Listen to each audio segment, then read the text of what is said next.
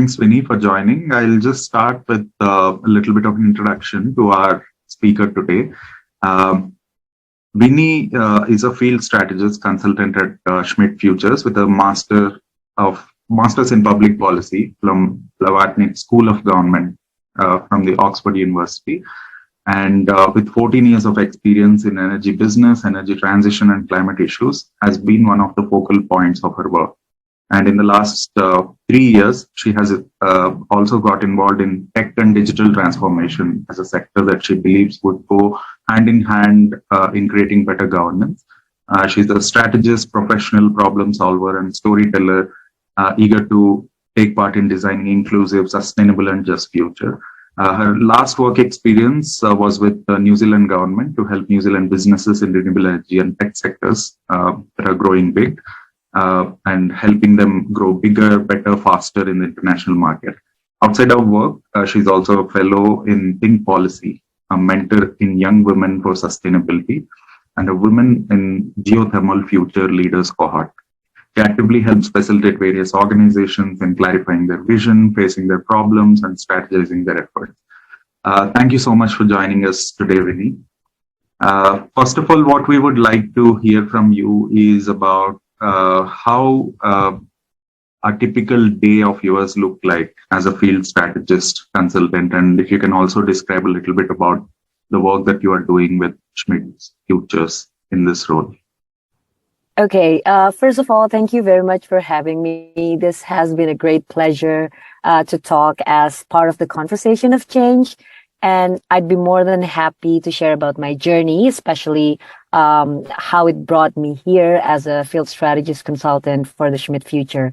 So before I describe my typical day, I would like us to think about 10 years ago when we have no term for data science, but people are already doing, data processing, taking insight and trends from data. And right now we have a name for it. So field strategy is also like that. So Schmidt Future is trying to sort of like formalize a name or basically put a name into activity that people has been doing in driving conversation, solving problem, and match make in their current field. So the work as field strategy for me are split into 3 big chunks. The first one is a field strategist is somebody who's able to map the ecosystem, identify the roadblocks of a certain problem in a certain ecosystem, and also connect the actors and connecting with the actors around that ecosystem. And naturally, when she or he or they are able to identify and see the bird-eye view of a certain issue and they're connected with the players, the stakeholders, they have this ability to see the very granular detail of a problem, but also how by the end of the day it connects towards each other. And they sort of like match make between problem and solution. And the matchmaking can happen in the form of connecting talents, connecting them with other organizations that have been doing the same thing or have the best case or have the lesson learned, or with funding or with any other solution. So basically match make problem and solution. And the third one is convening. So convenings basically get people together to drive certain narrative, to drive certain action, to collaborate, to make connection organically. So right now, my typical day as the field strategist looks like I'm meeting stakeholders, both online and offline, to learn about their perspective in my area of work. My area of work right now is the intersection of social well-being and energy transition, especially in terms of skilling, reskilling, education, and job transition in lower middle income countries. So I am mostly in either Zoom or meet with a stakeholder. I do an approach from the system thinking perspective to map the issues. I try to see the true line of resounding issues and all of the sharing that I've had with many different stakeholders to see where are the problems and is there any innovative solution that we can approach to solve that problem. So that's what my typical days look like right now. It's very interesting. And when you began your professional career as a field engineer, I think when you were 21 and in the oil and gas industry in Indonesia, like how did that contribute to where you are now? Like how do you characterize the contribution of your early career job to what you're doing today? So my very first formal job out of undergrad was measuring and logging while drilling field engineer in the biggest oil field service. I'm working in Indonesia and Asia Pacific, but mostly in Indonesia. And I felt like being a female field engineer was not something common back then. And most of the time I spent my time offshore at the rig site doing drilling operations. So I took data, I took reading, formation evaluation from the tool, and advised the oil and gas company on where to get their oil and gas from, what's the depth, whether we hit the target, and all that. Working as female field engineer, I think, has cemented a very important discipline of my career life.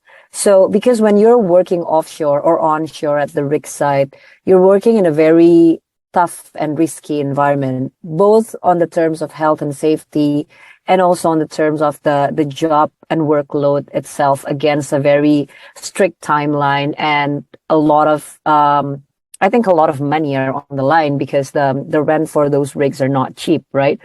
So there's very little room to make mistakes when you're working offshore, and those tremendous amounts of pressure for a 21 years old girl, where that is her first job, I think it has taught me so much. The first one is the discipline of working under pressure and certain pressing timeline, and also working with various people from various backgrounds, because as a field engineer, I work with the rustabout, I work with the rednecks, I work with the blue collars worker at the rig site, but I also connect to the company man that works for the oil or gas company that is our client at the rig site. So sort of like navigating how to work with different stakeholders. And at that time, being female sometimes mean that I'm the only woman or one out of two women at the rig site, and I have to use my soft power to navigate my way around. So I learned that there's so many ways to work under pressure, to earn respect, to get people to be able to collaborate and help you, and to sort of like tread a mutual understanding between people coming from different background with different expertise to reach a certain goal. And I felt like this has been my very first introduction to what I would call adaptive leadership, because I believe that leadership is about influencing people. It's about moving people. It's not about the hierarchy. And I learned that in oil and gas. So this certain discipline of being very clear with your goal, communicating your need, influencing people with soft power, trying to navigate around different stakeholders and adapt to a certain problem. I think that's the first one. Those are the first few skills that has cemented my discipline in working. And also working in oil and gas industry, it's a highly male-dominated industry. It's a very cutthroat industry, and I guess it also shaped my grit. So I understand that most of the time, passion are not enough. It's about commitment to stay when it gets hard. It's easy to stay on the rig site when everything's running by itself, everything's smooth. But during times of like failures, for example, where you have to do problem solving with somebody screaming at the other line of the phone and company man watching your back and asking you, when can we solve this? And you're on a very pressing time deadlines, for example, that would shape you. So for me, the second one is grit. And of course, it provides me with early understanding of energy system and how embedded it is in our daily life. Oil and gas, I think, or petroleum-based product has been playing a very important role in the development of humanities. And that's why it's very hard to wean off from fossil fuel. And my very first understanding of energy system comes from the time when I work in oil and gas. So there are some contribution of my early jobs to where I am. Most of them are soft skills, so the discipline and grit and the early understanding of energy system. And I think being female in oil rig and oil and gas industry as a whole somehow teach me resilience that probably if I weren't a field engineer, I would not have the same resilience. That really is a tough job, one of the toughest jobs being, the industry itself, and it's being male dominated, and now that we are also realizing that this is an industry which is basically also making the whole economy dependent on fossil fuels and polluting and all of that. And I really appreciate you mentioned adaptive leadership, which is kind of a great framework for leaders that can be used in such situations. And now, in the current work, your areas of expertise has been at the intersection of social well-being and just energy transition, focusing on the low to middle income countries. So, at this juncture, what do you think are the essential skill sets that are required to be working in these areas? Okay, before I answer the essential skill sets, actually, my interest for social well-being and just energy transition came from the time when I worked in oil and gas. So there was this time where I worked in Sumatra. I worked with there's an American oil company over there that has their own compound. It's almost American town-like compound. So everything, the street is pretty much very well kept. The lawn are manicured. They even have their own like bowling alleys, small malls, and all that. But just 10 minutes away from that compound, you would see the local people having intermittent access to electricity. While they're actually, their houses and where they are, they're standing above one of the biggest gas reserves in Indonesia. Yet they have intermittent electricity. Yet their quality of life is so low. Yet their education and other, building blocks of social well-being is pretty much more lower than those compounds owned by the American oil company, right? And those are my very first moment of thinking that this is not fair. That people has to be the people around the people that we serve and the people around the energy source, the people in the community itself has to be the center of whatever energy system built around it, whatever policy built around it, right? And I remember other time I was working at an onshore coastal drilling rig. It was near the beach. It was in coastal area. We were having public holiday. The operation stopped for like 24 hours because it was owned by state-owned enterprise. And I spent my time just, talking and chatting with some people who lives around, who owns like moms and pop shop.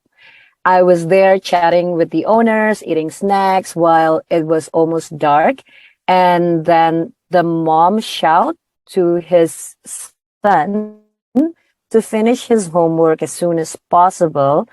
And the son came out of with their very small shanty and said, I can't finish this on time before the electricity ran out, before it gets dark. And his mom kind of scolded him for not managing his time to do the homework during daytime because they had a very intermittent electricity source at night, right? And I felt like there I am doing gas drilling and this boy could not even finish his homework because of intermittent electricity. So I guess those times sort of like cement the first skill that I think is necessary in people-centric policy, which is empathy. the very same skills that enables you not only to see the world from different perspectives, but actually to think about what policy is supposed to be.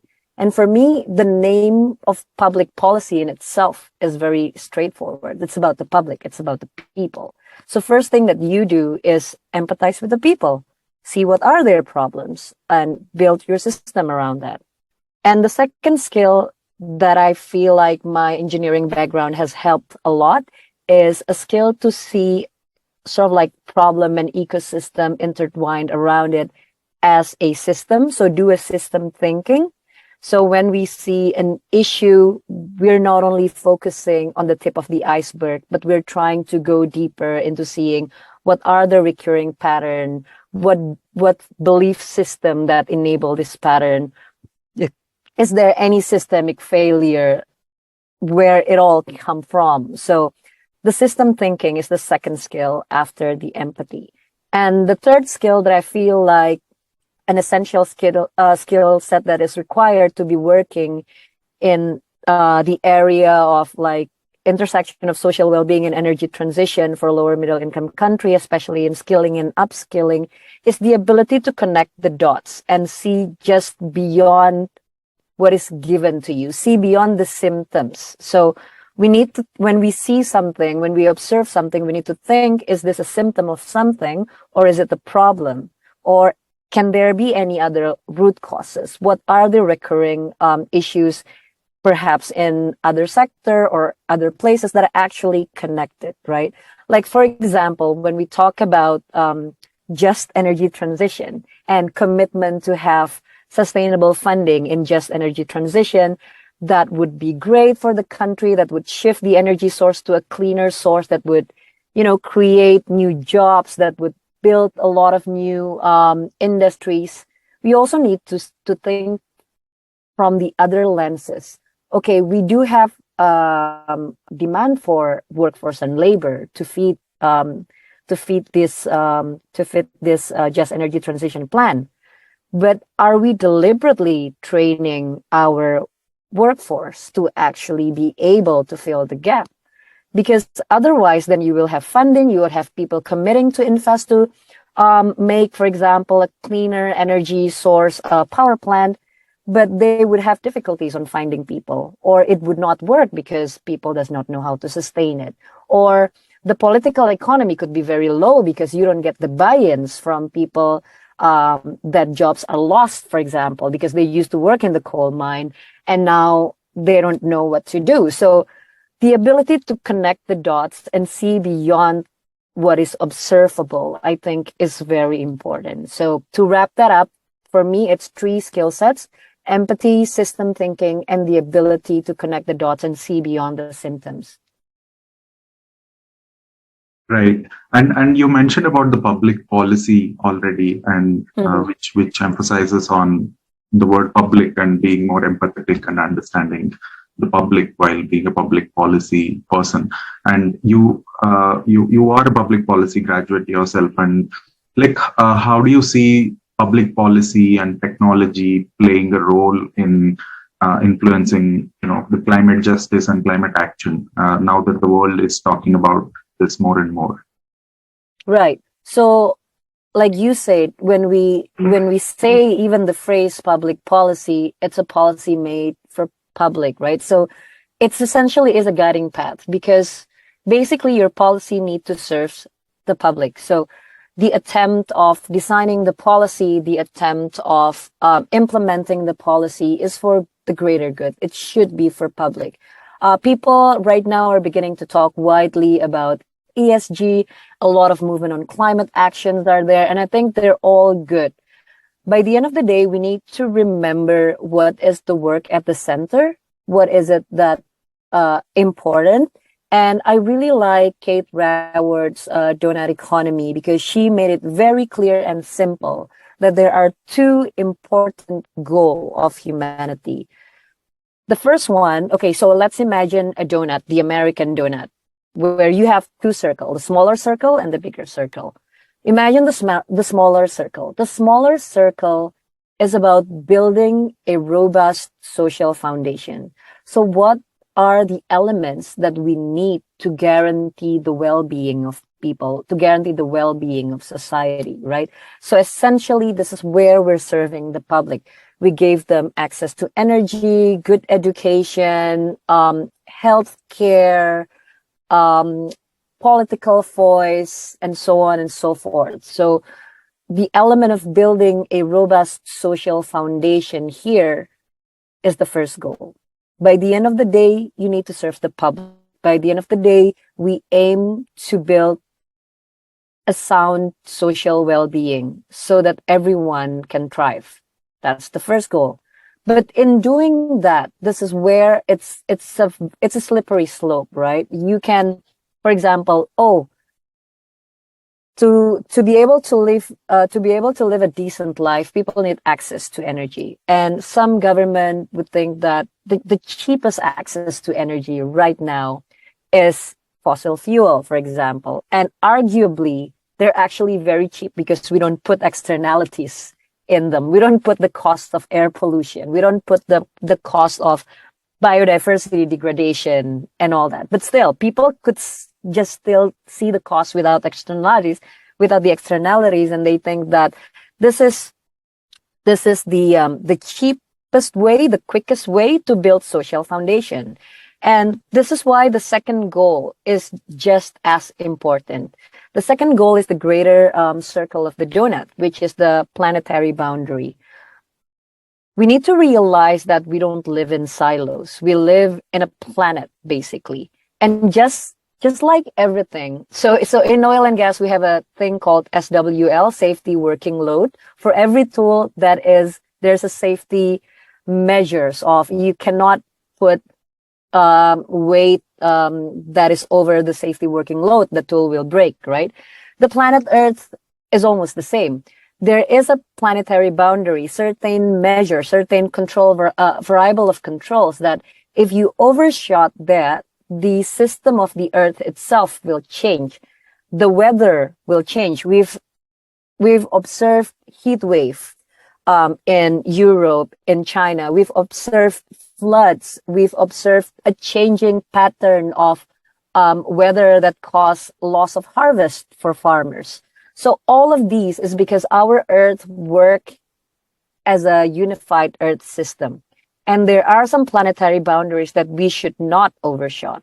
So coming back to the energy, providing energy issue, yes, we should provide energy for people to guarantee their well-being, but in providing the energy, we should not overshot planetary boundaries. We should not release, for example, certain amount of like carbon emission that if it compounds, it can jeopardize the planetary system. So for me, the future of public policy should be about making sure that we are operating in the safe and just space of humanity between these two circles, right? So in the aim of building a robust social foundation without overshooting the planetary boundaries. And I like how people have started to talk widely about ESG, about climate action, about sustainable business and all that, because they are the tool that we need to ensure that we're operating on that safe space, right? By the end of the day, ESG and the checklist are not the goal. The goal is to build robust social foundation and not overshooting planetary boundaries. There are many tools that we can use to achieve that, and ESG is one of them. Right. No, that's a great articulation. And currently, while you are involved with exploration of the climate ecosystem in Indonesia and also looking at India as a geography where you are focused in exploring this. So what are your views and understanding of how the ecosystems in both these countries, what are the similarities? Do you see anything that from your experience so far? I think India and Indonesia and many other lower middle income countries, but especially India and Indonesia, have so many similarities when we talk about climate ecosystem. First of all, we'll still use the same framework of that donut economy. Let's use that framework, right? Social foundation. Both countries still needs to build robust social foundation. both countries still needs to provide energy access to its people to guarantee their livelihood. Both countries still needs to provide good education, good healthcare, and all that. And I felt like even in our BAU, even in our business as usual of like life, right? Everything is powered by energy. Both of the country still feels that in order to guarantee social well-being or like build that robust social foundation and access to energy, fossil energy such as coal are still the cheapest source. And country also, I feel like, have not incorporate externalities that much into the cost of the energy source that they're using to build their social foundation. And there are certain dependency that are very much intertwined into the politics, into businesses, into old money. So it's a complex system in itself, right? And also we also cannot say that you need to shift everything at the cost of people not having energy. We also cannot afford to do that because first of all, it's about building social foundation. So both countries do have the need to think from both technical and non-technical perspective of how do we build a robust social foundation, right? Without, by the end of the day, jeopardizing the people and the earth. So there is a dependency over fossil, but we can understand that both of the countries are very young. Our independence was post World War II, while other global North country either thrive from colonialization. I know that this is a hard topic, and some of them thrive because geographically they're at the right time and place at history, right? And both of the country still feel like they have rights to carbon emission. They're like, we still have the right to develop socioeconomically, and I would not argue with that. And there's so many people in rural area, in last miles, that are underprivileged, that are marginalized, and we do need to ensure their social well-being. Both of the country also similarly have a very massive population, and majority of this population are actually in productive age. These people would need to take active role in climate ecosystem, and if just energy transition or decarbonization is happening, we need to think about what happened to this productive age. Do they have enough skills? Are they equipped? Are they empowered? And not only these productive age people overall, but also who's going to be the winner and loser. Because by the end of the day, the government would be providing education or like infrastructure to support this. But we also need to think who would have the least access to this? Who would be having so much difficulties to take active part in climate ecosystem and what we do about them, right? So I think both countries have a massive homework to think about how would they ensure that they're building a robust social foundation. They care about people who's going to be, I don't want to say the loser, but the people who would have a very low bargaining power in climate action, the people who will be marginalized, the people who are underprivileged, and building a green ecosystem or a green economy without forgetting these people. So there are many similarities on the dependency over fossil, the right to the feeling that they have the right to carbon emission in their development, the number of productive population. Think about this. If our population, both India and Indonesia, I think, are on the top 5 most populated country in the world, right? In the next 10 to 20 years, if the growth, let's say the growth of the population is steady, we would be country who has huge energy demand. And if we still justify the right to carbon emission, imagine the emission that we will create, right? If the country decided to shift into a greener economy, into just energy transition, into decarbonization, then we also need to think about whether these people are equipped, whether there's going to be people who's left behind. people who initially could buy electricity because it's cheap, but now it's no longer cheap, for example, because of because of the energy transition. So the government needs to think about so many ways to, again, build social well-being while making sure that we are not contributing further to the emission of the earth. And I get it that the advanced nation right now are the one who pollutes the most, and they do have the capital and asset into decreasing their emission because they're at that certain level of guaranteed social well-being and quite robust social foundation, right? So the homework becomes harder for us because we are more vulnerable for climate disasters.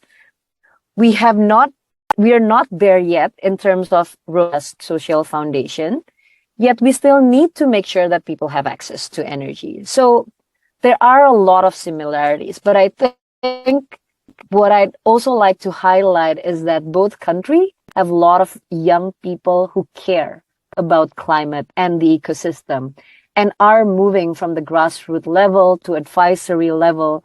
And they need to work with government, they need to work with private. So not all hope is lost, I would say. And that's one of the biggest similarities of Indonesia and India. I think both young people in the country care, and both countries do have a lot of homework to do.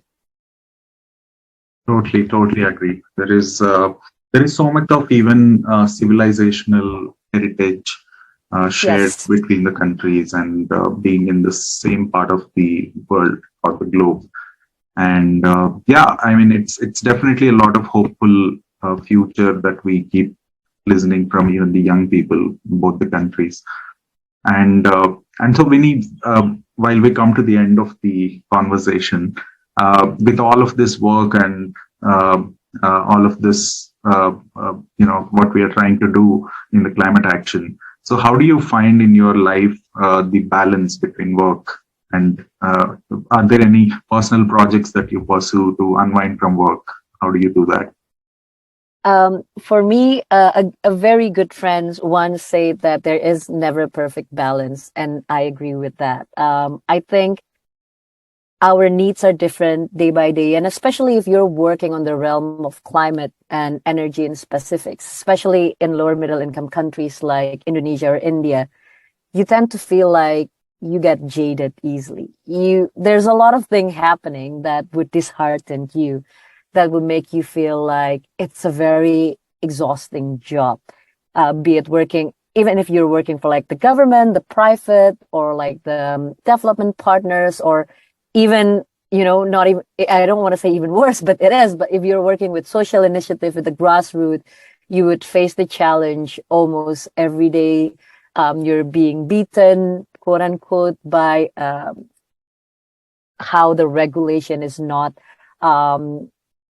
helpful or supportive, or by the condition on the ground and all that. And I felt like I agree with the statement that there is never a perfect balance. I think balance is dynamic. I think working in this field, it's about doing our best to notice what we need and be compassionate with our need. And especially for people working in climate, I felt like we have to understand that our role, like the game that we're in, is there for the long run. So we need to have stamina for the long run, right? And with tendency of, the activist or people who's working in this area to easily be jaded with regulation, with the world overall, I felt like we need to notice our needs, because I believe that there are a few things we can do to refuel. Some of them are rest, some of them are not rest. For resting, for example, one of my activity to unwind is actually climbing. So I like climbing and bouldering. And every time I have a coach, every time I go to the climbing gym for example, 5 days in a row, my coach would send me home to rest, because he's like, you need a rest day. You cannot train and climb every day and expect you will be good. Your muscle needs to rest. And that's how I gained the understanding that in order to further forward, we need rest as requirement. So rest is not a reward. It's a requirement to success. So we need to rest. But there's also other method of refueling. Sometimes rest alone is not enough. Because I often feel jaded and I've often felt disheartened. I guess my other channeling for refueling my spirit, some of them comes from mentoring, and that's why I take up some mentoring roles. Some of them comes from teaching, like in Think Policy, I often mentor a class, like teach a boot camp or two, and I felt like the interaction that I'm getting from the participant or from the young women or teenager that I mentor is actually fueling me and somehow made me think that, okay, the world is bad, but it's not that bad because I am connected with these many young people who's actually wanting to do something better. And I'm equipping them and sharing the tool that I've been using with them. So it's not that bad. And it's okay to feel jaded and it's okay to feel tired. And you just need to refuel yourself, be it with rest, be it with other activity that renew your spirit so that you can go on. There's this lady, I think she's running for president in Paraguay, Soledad Nunez. She once said that, so I asked her a question, what makes you you? How do you go on and about? At that time, she led a ministry with highest corruption rate and clean up the ministry. And she also was leading an NGO and all that. And she said something that I would never forget. She said that you need to find your source of motivation. So just like a traveler who needs water, and that you need to have that water well that you can draw source of strength from it. You need to have your well of motivation. Your well of motivation could be your family. Your well of motivation could be people that you serve. Your well of motivation could be your closest friend. It could be anything, but you need to have those wells that you can draw strength upon. And I felt like we all need those sort of wells, and it's about finding what replenish our energy by the end of the day.